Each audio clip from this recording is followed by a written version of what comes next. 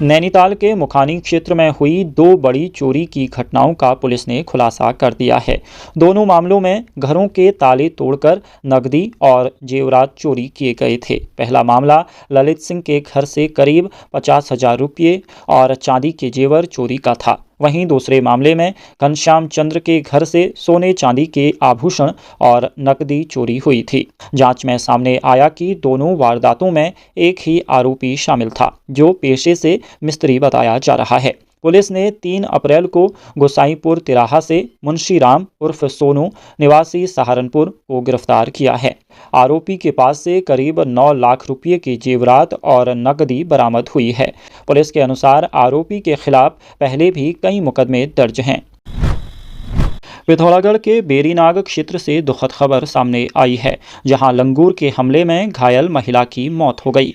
ये घटना सांगड़ गांव की है, जहां लीला देवी उम्र 60 साल पत्नी दीवान सिंह पर 21 मार्च को लंगूर द्वारा हमला हुआ था। हमले के बाद वो भागते समय गंभीर रूप से घायल हो गई। परिजन उन्हें पहले हल्द्वानी और फिर बरेली के अस्पताल ले गए। करीब 12 दिन इलाज के बाद गुरुवार को उनकी मौत हो गई। इस घटना के बाद गांव में शोक के साथ साथ आक्रोश भी फैल गया। ग्रामीणों का कहना है कि क्षेत्र में लंबे समय से लंगूरों का आतंक है, लेकिन कोई ठोस कार्रवाई नहीं हुई है। परिजनों के लिए 10 लाख रुपये मुआवजे की मांग उठाई गई है। अल्मोड़ा में नशा तस्करी के खिलाफ पुलिस ने बड़ी कार्रवाई की है।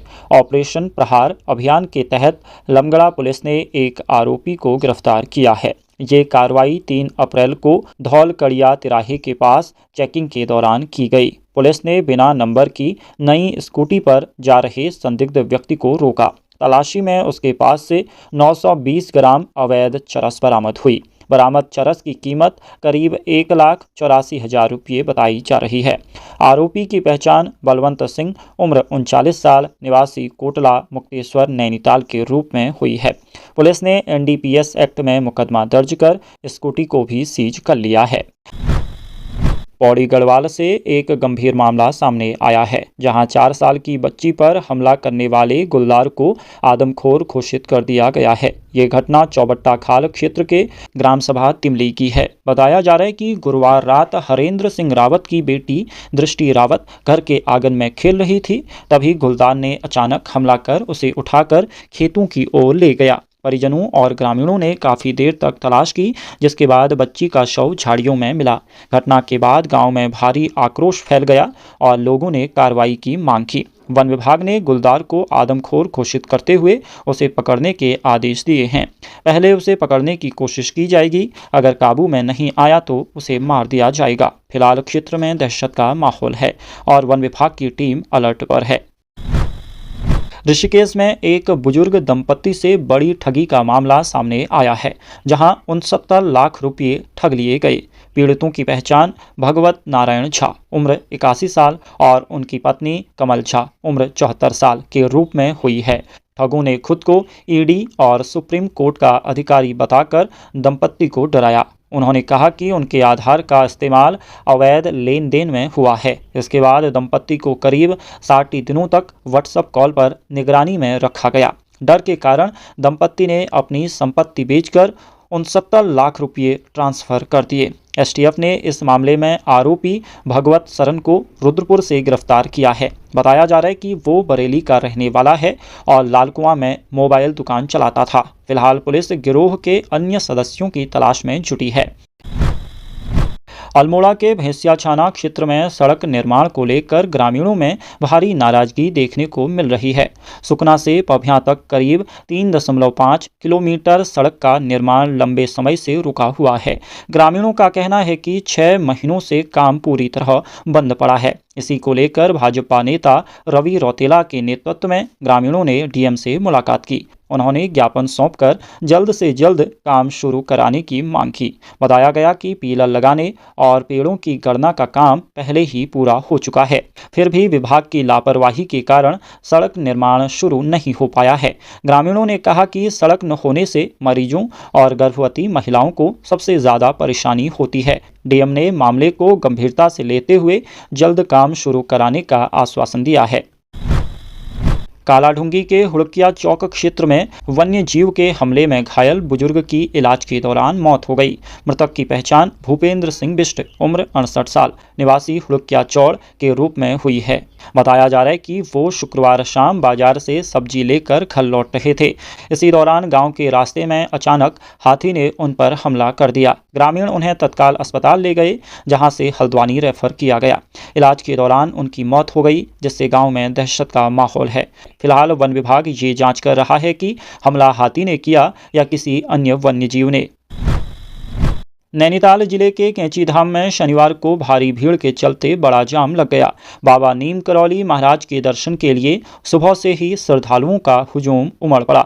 भवाली अल्मोड़ा हाईवे पर वाहनों की लंबी कतारें लग गई और यातायात प्रभावित हो गया। जाम का असर आम लोगों की रोजमर्रा की जरूरतों पर भी देखने को मिला। दूध, दही और पनीर जैसी चीजें बाजार में देरी से पहुंची। स्थानीय लोग और व्यापारी इस अव्यवस्था से परेशान नजर आए। चमोली जिले में इस साल शराब बिक्री ने नया रिकॉर्ड बना दिया है। आबकारी विभाग के अनुसार वित्त वर्ष 2025-26 में 92.84 करोड़ रुपए की शराब बिकी है। ये अब तक का जिले में सबसे बड़ा आंकड़ा बताया जा रहा है। इससे सरकार को भी अच्छा खासा राजस्व मिला है। विभाग इस रिकॉर्ड बिक्री से काफ़ी संतुष्ट नजर आ रहा है। बढ़ती मांग को देखते हुए अगले साल के लिए लक्ष्य भी बढ़ाया गया है। वित्त वर्ष 2026-27 के लिए 99 करोड़ रुपए का लक्ष्य तय किया गया है। इस आंकड़े ने जिले में शराब खपत को लेकर भी कई सवाल खड़े कर दिए हैं। नैनीताल के बेतालघाट ब्लॉक के राती घाट में शराब के विरोध में आंदोलन तेज हो गया है। तीसरे दिन सैकड़ों महिलाएं सड़क पर उतरी और जमकर विरोध प्रदर्शन किया। महिलाओं ने साफ कहा कि जब तक दुकान बंद नहीं होगी आंदोलन जारी रहेगा। प्रदर्शन के दौरान ललिता जोशी समेत कई महिलाएं भावुक भी नजर आई। उनका कहना है कि ये लड़ाई आने वाली पीढ़ी के भविष्य की है। महिलाओं ने बताया कि कैंची धाम से सिर्फ 4 किलोमीटर दूर दुकान खोलना गलत है। साथ ही आसपास स्कूल होने से बच्चों पर भी असर पड़ने की बात कही गई है। ब्लॉक प्रमुख अंकित शाह समेत कई जनप्रतिनिधियों ने आंदोलन को समर्थन दिया। फिलहाल महिलाओं ने हाईवे जाम और चुनाव बहिष्कार की चेतावनी दी है। हल्द्वानी में पुलिस ने झपट्टा मार गिरोह का पर्दाफाश करते हुए बड़ी कार्रवाई की है। ऑपरेशन प्रहार के तहत बनभूलपुरा पुलिस ने एक आरोपी को गिरफ्तार किया है। आरोपी की पहचान फैजान अली उम्र 19 साल निवासी जवाहर नगर के रूप में हुई है। इसके साथ ही 2 नाबालिग साथियों को भी पुलिस ने संरक्षण में लिया है।